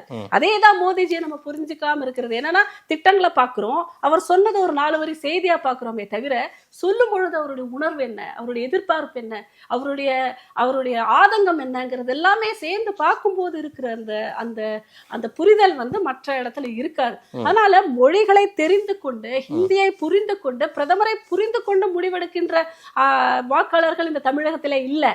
அவரை புரியாம இருக்கின்ற ஆப்ஷன்ல, இப்ப இருக்கிற தமிழ் தலைவர்கள் ஆப்ஷன்ல வாக்களிச்சுதான் திராவிட கட்சிகள் இனிமே வாழுது. இதே தமிழக மக்களுக்கு ஹிந்தியின் மேல அந்த லாங்குவேஜ் மட்டும் புரிஞ்சிருந்தாலோ, அல்லது என்னோட மோடிஜிக்கு நல்ல தமிழ் தெரிந்திருந்தாலோ, திராவிடம் எல்லாம் என்றோ காணாமல் போயிருக்கும். இந்த 2014 பிஜேபி வந்ததுக்கு அப்புறம் திராவிடம் இதை புரிந்துக்க ஒரு வாய்ப்பு இருந்ததுன்னா என்னைக்கோ போயிருக்கும். அதுதான் இன்னும் மட்டுமே திராவிட கட்சி. தமிழ்நாட்டை பொறுத்தவரையில் பிஜேபி அந்நியப்பட்டு இருப்பதாக தான் எல்லாருமே சொல்றாங்க. ஆனால் அண்ணாமலை வந்ததுக்கு பிறகாக ஒரு பெரும் உயரம் வளர்ந்து விட்டதா, ஏதோ 2 அடியில் இருந்தது ஏதோ இன்னைக்கு வந்து 8 அடி வந்ததாக, 10 அடி வந்ததாக நீங்க சொல்லிக்கிறீங்களே, அந்த அளவுக்கு ஒன்றும் வெற்றி வாய்ப்புகள் இல்லாத ஒரு நிலையில தானே பிஜேபி சொல்றேன். நம்ம அந்த புரிதல் வந்து இங்க தடைப்பட்டு இருப்பதனாலதான் இன்னும் ஒரு தேசிய கட்சியா இன்னும் தமிழகத்துல இன்னும் நிரந்தரமா வர முடியல. இன்னொன்னு என்னன்னா, மக்களை முட்டாளாக்குகின்ற எந்த வேலையும் பாரதிய ஜனதா கட்சி செய்யறது இல்லை. இலவசங்களை அள்ளி கொடுப்போம்னு சொல்றதோ, இலவசம் கொடுக்குறீங்களே, அதாவது சொல்லுவதோ, அதாவது நமக்கு இலவசங்களை கொடுக்கறது இல்ல, இலவசங்களை அள்ளி கொடுப்பது. நான் சொல்றது பாருங்க, நீங்களும் அள்ளி கொடுக்குறீங்க. இல்லைங்க, மகாராஷ்டிராவில் என்ன பண்ணீங்க? திட்டங்களை சொல்லி முடிக்கிற மட்டும் இருங்களே, திட்டங்களை அதிகமா இத்தனை திட்டங்களை நாங்க கொண்டு வருவோம்னு சொல்றதோ அதெல்லாமே தமிழகத்தை பத்தி நான் பேசிட்டு இருக்கிறேன். நீங்க என்ன பண்ணிட்டு சொல்லிட்டு இருக்கீங்கன்னா தமிழகத்தை பத்தி பேசிட்டு இருக்கிறீங்க. தமிழகத்துல நான் சொல்றது, பாரதிய ஜனதா கட்சியை பொறுத்த மட்டும் எனக்கு தெரிஞ்சு, நான் வந்து தமிழகத்தை சார்ந்த ஒரு அரசியல்வாதி, தமிழகத்தினுடைய அரசியல் விஷயங்களை பத்தி நான் பேசினேன்னா, பாரதிய ஜனதா கட்சி ஜெனுவனான என்ன பண்ண முடியுமோ அதை சொல்லுது. அது இலவசமா இருக்கட்டும், எதுவா இருக்கட்டும், நம்மளுடைய இந்த இதுக்கு உட்பட்டு, தகுதிக்கு உட்பட்டு எத்தனை வந்து மக்களுக்கு இலவசமா செய்ய முடியும். ரேஷன் அரிசி இலவசமா கொடுக்குறாங்கன்னா இது வரைக்கும் அதை பண்ண முடிஞ்ச ஒண்ணு. அப்போ இலவசமாக இருக்கட்டும், மற்ற திட்டங்களாக இருக்கட்டும், செயல்படுத்தக்கூடிய அளவில் இருப்பதை தான் இங்க சொல்ல முடியும். நம்ம வந்து இவங்களுக்கு ஏட்டிக்கு போட்டியா சொல்றோம்னு சொல்லி எல்லாத்தையுமே ஒன்னா, இங்க காங்கிரஸ் லாஸ்ட் டைம் வந்து உத்தரப்பிரதேஷ்ல சொன்ன மாதிரி அவங்க ஜெயிக்காட்டியும் பரவாயில்ல, அவங்கள தோக்குறதுக்காக எடுத்து எல்லாத்தையுமே அள்ளி விடுறது, அப்படியெல்லாம் பாரதிய ஜனதா கட்சி எப்போதும் பண்ண மாட்டாங்க. ஒருவேளை ஜெயிச்சா அத்தனையுமே அவங்க நிறைவேற்றணும் தானே. அவங்களுக்கு டஃப் கொடுக்குறோன்ற பட்சத்துல சும்மா மக்களை முட்டாளாக்குறதுல பாரதிய ஜனதா கட்சி என்னைக்குமே இல்லை. இப்போதான் பாரத பிரதமரோட இந்த திட்டங்கள் மூலமாக மக்களுக்கு புரிதல் இப்பொழுதுதான் ஸ்டார்ட் ஆயிருக்கு. அண்ணாமலை போன்ற இளைஞர்களாலும் அவர் புரிய வச்சுட்டு இருக்கிறார். அதாவது பாரதிய ஜனதா கட்சியை தமிழகத்துல அவருடைய மொழியில, அவருடைய பாணியில அதை புரிய வச்சுட்டு இருக்கிறார். இந்த கட்சி வந்தா என்ன வரும், என்ன மாற்றம் வருங்கிறத புரிய வச்சுட்டு இருக்கிறார். இந்த புரிதலின் அடிப்படையில நம்ம பெற்ற வாக்கு சதவீதம் தான் இது. அந்த புரிதலுடைய முழுமையில வந்து நிச்சயமாக பாரதிய ஜனதா கட்சிங்க அரசாங்கம் இல்ல, குறைஞ்சபட்சம் அவரால கூட வெற்றி பெற முடியல கோயம்புத்தூர்ல. அப்படித்தானே இருக்குது நிலை. அதுதாங்க, அதாவது இங்க வந்து வாக்காளர்களை பார்த்துக்கங்க. வாக்குகளுக்கு விலை போகாத வாக்காளர்களை நீங்க கைவிட்டு எண்ணிடலாம். ஆனா இன்னுமே மானசீகமா வாக்குக்கு பணம் பெற்றுட்டா அந்த கட்சிக்கு போடணுன்ற அந்த அடிப்படை எண்ணமோ இங்க சாதாரண மக்கள்கிட்ட இருக்கு. ஆனா அண்ணாமலை வந்து ஒரு மாற்றத்திற்கான அரசியல் எதிர்பார்க்கிறவர். ஒரு மாற்றம், இந்த திராவிட கட்சிகள்ல இருந்து மாற்றத்திற்கான ஆன்மீகத்தோடு பயணிக்கக்கூடிய உண்மையான ஒரு அரசியல் மாற்றம் வரணுங்கிற ஒரு தலைவர். அவர் ஜெயிப்பதற்காக திருப்பி இவங்க பண்ணதையே அவர் பண்ணுனா அவங்களுக்கும் இவருக்கும் என்னங்க வித்தியாசம் இருக்க போகுது? அதே ஒரு டர்ட்டி பாலிடிக்ஸை வந்து அவர் பண்றதுக்கு அவர் ரெடியா இல்லை. அவர் ஜெனுவனான ஒரு பாலிடிக்ஸை கையில் எடுக்கிறார். அப்போ மக்களும் மாறணும் அது கூட சேர்ந்து. மக்களுக்கு என்ன ஒரு ஓட்டு வாங்கினானா, அதாவது திட்டங்களை தாண்டி அந்த நேரத்துல எமோஷ்னலா மக்களை வந்து டார்கெட் பண்றாங்க. பைசா வாங்கிட்டோமே, ஓட்டு போடணுமே. அப்ப பாரதிய ஜனதா கட்சியும் பைசா கொடுக்கணும்ன்ற ஒரு நிர்பந்தத்துக்கு வருது. அண்ணாமலை அது வந்து அதற்கெல்லாமே தோல்வி வந்தாலும் பரவாயில்ல, ஆனா இப்படியான ஒரு வெற்றியை வந்து அவர் எதிர்பார்க்கல. போட்ட ஒவ்வொரு ஓட்டுமே, அவர் வாங்கின ஒவ்வொரு ஓட்டுமே ஜெனுவனான அண்ணாமலைக்காகவே, பாரதிய ஜனதா கட்சிக்காகவே விழுந்த ஓட்டே தவிர எந்த ஒரு அச்சுறுத்தலையோ, ஒரு பைசாவுக்கோ, ஒரு இலவசமோ, ஒரு போலி பேச்சினால விழுந்த ஓட்டு அல்ல. அந்த வகையில அண்ணாமலை பெற்ற வெற்றி மாபெரும் வெற்றி. இல்ல, எல்லா கட்சியும் வேட்பாளர்கள் எப்படி 10 கோடி செலவு பண்றாங்க, 5 கோடி செலவு பண்றாங்க. பிஜேபிக்கும் அந்த மாதிரி 2 கோடி வந்துச்சு, 5 கோடி வந்துச்சு ஒரு வேட்பாளருக்கும் அப்படின்ற 100 கோடியே வரட்டுங்க. அது வந்து எலெக்ஷனுக்காக பண்ற செலவு வேற. ஆனா ஓட்டு விற்கிறதுக்காக பண்ற செலவு பாரதிய ஜனதா கட்சி பண்ணாது. எலெக்ஷனுக்காக பண்ணலாம், அதாவது விளம்பரப்படுத்தலாம், போலாம் வரலாம், ஒரு கட்சி தொண்டர்களுக்கு வேணுங்கிறத பார்த்துக்கலாம், எப்படி வேணாலும் எல்லா கட்சிகளும் பண்ற மாதிரி அந்த செலவு பண்ணும். ஆனா வாக்காளர்களுக்கு வந்து அவர்களை வந்து எப்பொழுதுமே முட்டாளாக்க கூடாதுங்கிறதுல குறிப்பா அண்ணாமலை அவர்கள் வந்து தெளிவா இருப்பார். அவருடைய தொகுதியில அவர் ₹1 வாக்குக்காக காசு கொடுக்கல. அதனால அவருடைய வெற்றியை வந்து நீங்க வந்து குறைவா மதிப்பிட வேண்டாம். அது ஒரு ஜெனியூனான வெற்றி. தமிழ்நாட்டுல பிஜேபியை வரவே விட மாட்டோன்றாங்களே, இங்க அவங்க அப்படிதானே சொல்லி ஆகணும். அப்படின்னு சொல்ல சொல்ல சொல்ல சொல்ல பிஜேபி வந்துகிட்டே இருக்குன்னு அர்த்தம், வந்துரும் அப்படின்னு அர்த்தம். எதிர்மறை விமர்சனங்கள் தான் வெற்றிக்கான முதல் படி. இது வரைக்கும் பிஜேபிங்கிறது ஒரு விமர்சனமா வைக்கல. பொழுதுதான் பிஜேபியும் அண்ணாமலையும் விமர்சனமா வந்திருக்கு. அந்த எதிர்மறை விமர்சனங்கள் அதற்கப்புறம் ஒரு நியூட்ரலைஸ் ஆன ஒரு விமர்சனமா இருக்கும். அதுக்கப்புறம் நேர்மறை விமர்சனமா மாறும். அதற்கப்புறம் பாரதிய ஜனதா கட்சி ஆட்சிக்கு வரும். ஒரு முறை ஆட்சிக்கு வந்துருச்சுன்னா பாரதிய ஜனதா கட்சியை விட்டு உணர்வு பூர்வமான கடவுள் நம்பிக்கை நிறைந்த இந்த தமிழக மக்கள் அந்த கட்சியை விட்டு அகலவே மாட்டாங்கங்கிறத நான் 100% அறுதிட்டு சொல்றேன். எஸ், நிறைய விஷயங்கள் நீங்க பேசியிருக்கீங்க. நீங்க சொல்வதெல்லாம் உண்மையா, அதெல்லாம் சாத்தியப்பட போகிறதா அப்படின்றத மக்கள் சொல்லுவாங்க. நேரில் வந்து நேரம் கொடுத்து பேசுறதுக்கு நன்றி சபிதா மேடம். ரொம்ப நன்றிங்க.